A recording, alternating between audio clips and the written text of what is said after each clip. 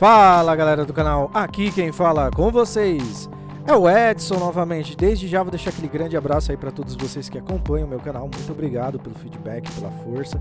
Sei que são momentos difíceis, tempos difíceis aqui no canal. A gente já teve um público muito mais alto, mas aqueles que vêm e que deixam sua visualização ou pelo menos o like ajuda bastante o canal a continuar crescendo, beleza? Então, ritual padrão, vai lá, deixa esse like maroto do Kakaroto, não seja um cara escroto senão te empurro pro esgoto e partiu para essa análise. Bom pessoal, o jogo que eu vou analisar por completo hoje vai ser o Hellblade: Senua's Sacrifice. Jogo esse que foi lançado no dia 8 de agosto de 2017 como um exclusivo temporário do PlayStation 4, certo? Hoje você já consegue encontrar no Xbox One, PC e Xbox Series S e Series X e também no PlayStation 5, beleza? Então tem para todas as plataformas e todos os gostos aí. Eu só não sei se tem para o Nintendo, mas para a maioria das plataformas já tem o Hellblade, beleza?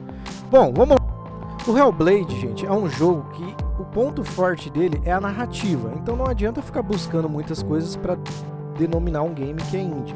Esse jogo foi criado pela Ninja Theory e foi criado por apenas 15 pessoas, então a gente tem que entender também essa parte das coisas que acabaram faltando dentro dessa gameplay e dentro do jogo, certo? Mas não deixa de ser para mim uma obra-prima. Eu vou explicar como que o Hellblade ele funciona na sua gameplay. Ele é um jogo visto em câmera de terceira pessoa, a gente tem um pouco de exploração, não tem muitos coletáveis, apenas um coletável dentro do jogo. Nós temos enigmas a resolver com runas que a gente tem que procurar pelo cenário, que se encaixem aquelas que a gente viu em determinada porta ou num determinado portão para avançar durante o game. Nós temos também um combate um pouco mais básico, a gente se sente um pouco mais pesado, os movimentos não são tão fluidos, certo?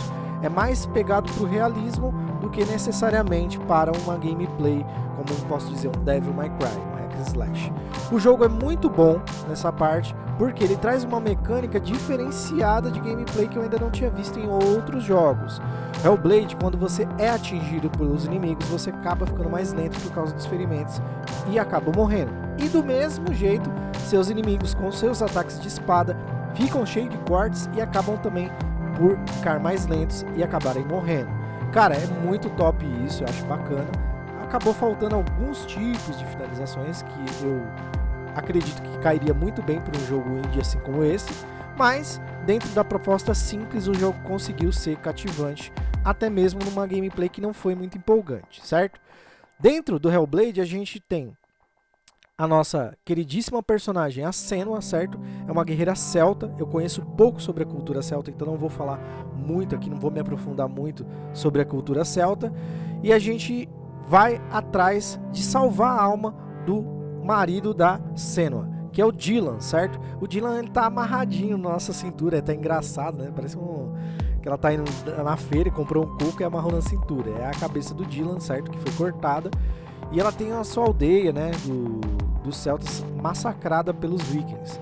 Dentro dessa jornada nós temos sempre vozes falando na nossa cabeça, o que determina que a Senua sofre de uma doença chamada esquizofrenia. Eu não sei muito bem todos os pontos da esquizofrenia, eu sei apenas que é denominada por ouvir vozes, imaginar que está em locais estranhos, mundos criados na sua cabeça.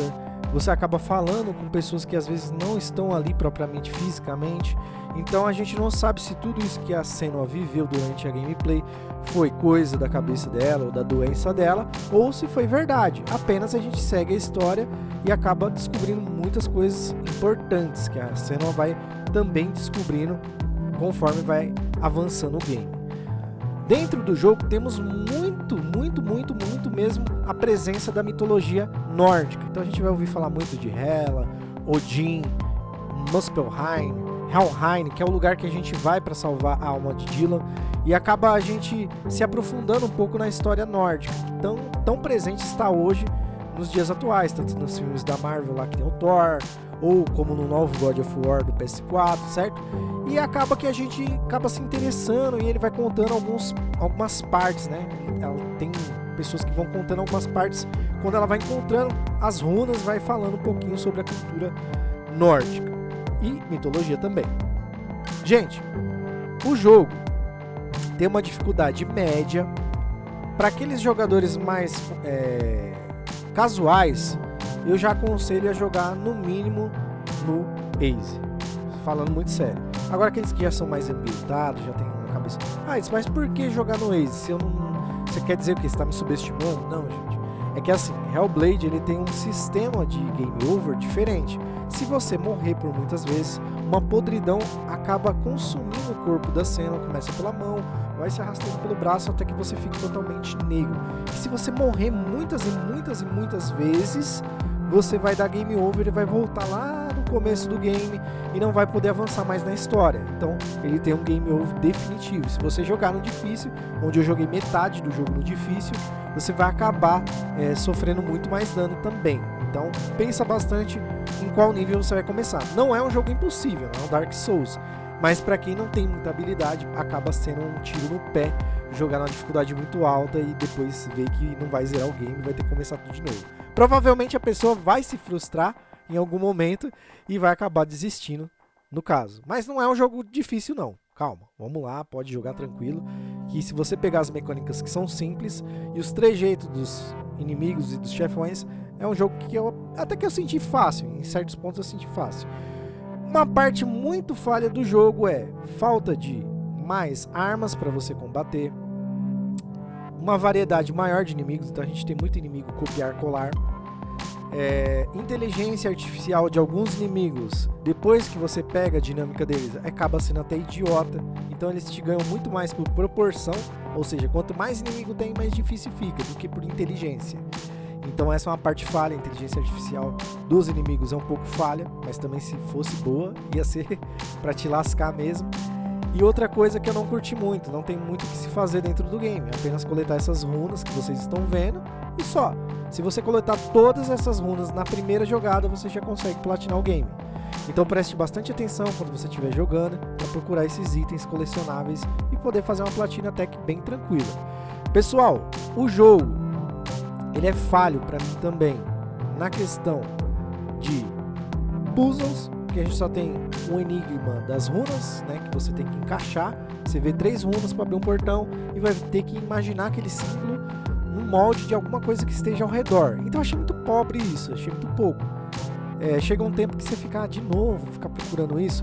Então o jogo nessa parte ele acaba sendo um pouquinho chato. E teve uma parte do jogo que ele se tornou um pouco, como eu posso dizer, até lento na sua proporção, sabe? Não teve batalha, não teve muito enigma e a gente fica muito tempo, por um terço do jogo, né, praticamente, fazendo praticamente nada.